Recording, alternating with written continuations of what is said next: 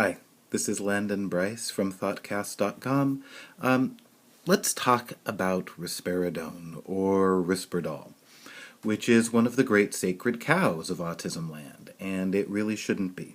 I'm extremely concerned about the frequency with which it is being prescribed and also the dosage levels which are being used in some cases. So let's talk first of all about what it is. It is an atypical antipsychotic medication that was developed by Janssen Clegg, a division of Johnson & Johnson in 1993. It was released in 1994. It was first approved for use of treatment for schizophrenia. I know nothing really about its use as an antipsychotic. I think it probably is a pretty effective one. It has also been approved for use of treatment of autism. It's actually the only drug, I believe, which has been approved by the FDA for treatment of autism. It has been actually approved for treatment of irritability associated with autistic disorder in children and adolescents 5 to 16 years old. And I am very dubious of the use of risperidone on people with autism. I think the research is very inconclusive. One reason why the research is so inconclusive is because the company which created and marketed it, Johnson & Johnson, has been extremely unethical in the way that it has done so. It's settled lawsuits in numerous states for buying people's opinions, paying people off, giving people a lot of money to make sure that they approved risperidone for use in all sorts of things.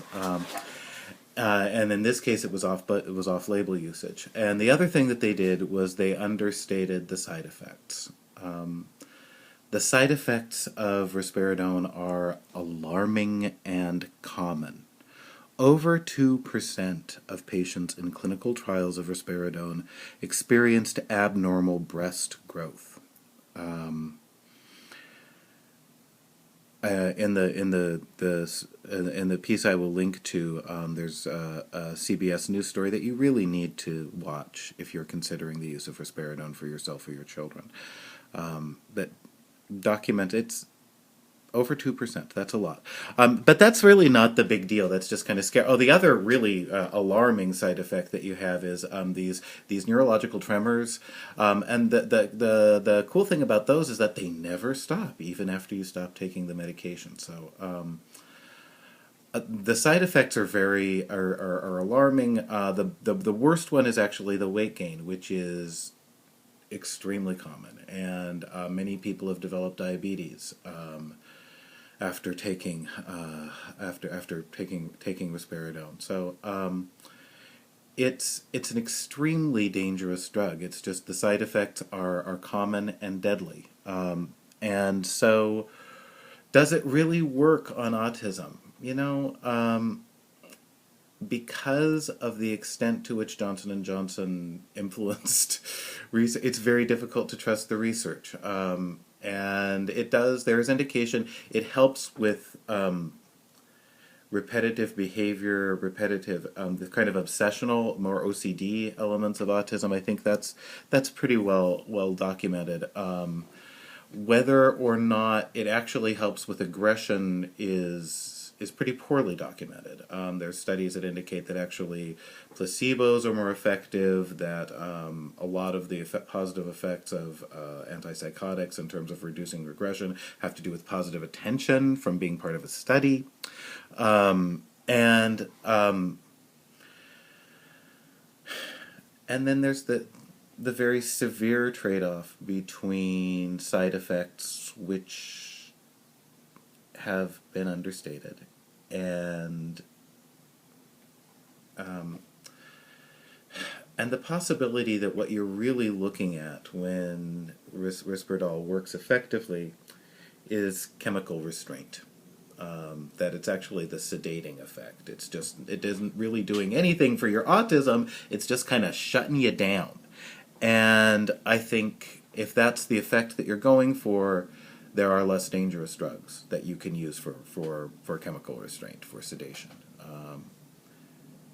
So, why does this worry me so much?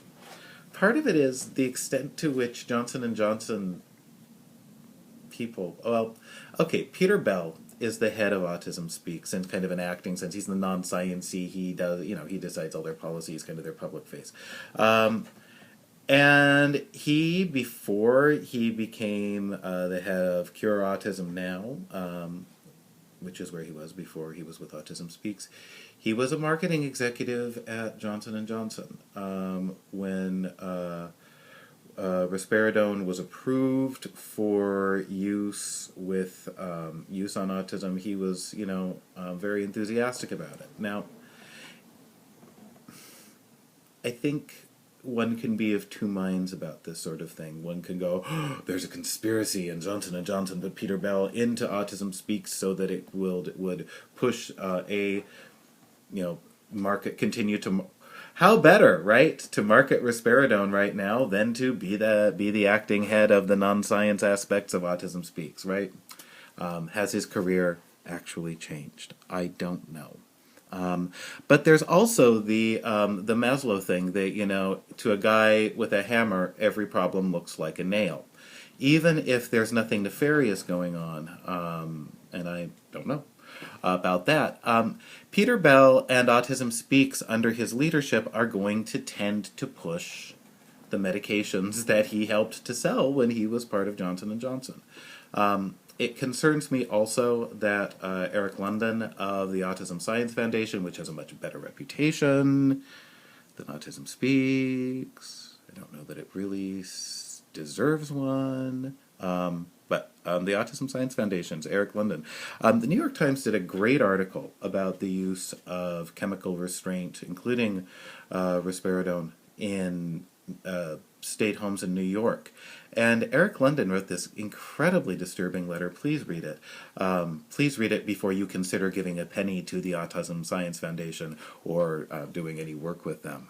Please read this letter, where he shows no concern for the fact that what's going on in this story is people with very minimal training and obviously no interest in the welfare of these patients are prescribing dangerous levels of drugs, including risperidone.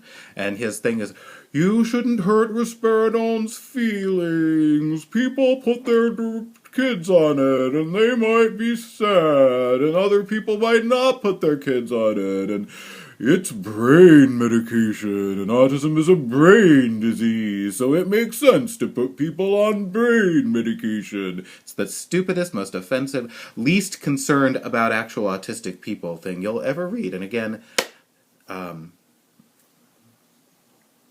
I think the fact that all of the big science-y places, Autism Speaks and the Autism Science Foundation, have tremendous Risperdal boosters on their boards and at their core, I think,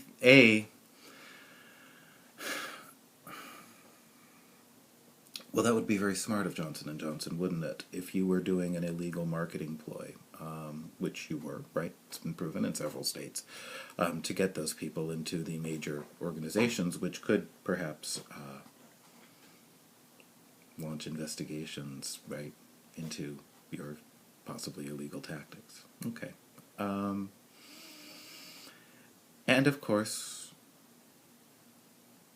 if a former Johnson & Johnson executive is the head of Autism Speaks, and Autism Speaks is running the Autism Treatwork Network, isn't the Autism Treatwork Network going to recommend Risperdal as its first course as quickly as possible without exploring non-medical options? Again, what is the most effective treatment for autism so far? What is the only treatment which actually works effectively? It's applied behavior analysis is the only one which has research which really says, yes, this works well. Medication does not. It can work well with some people. Risperdal, some people really would swear by Risperdal. I don't know actually anyone who took Risperdal for their own autism who thinks it was a good choice. I know lots of people who put their kids on it who are just fine with it. And whether or not that was because that did anything for their kids or because it improved the quality of their lives by sedating their kids, I don't know.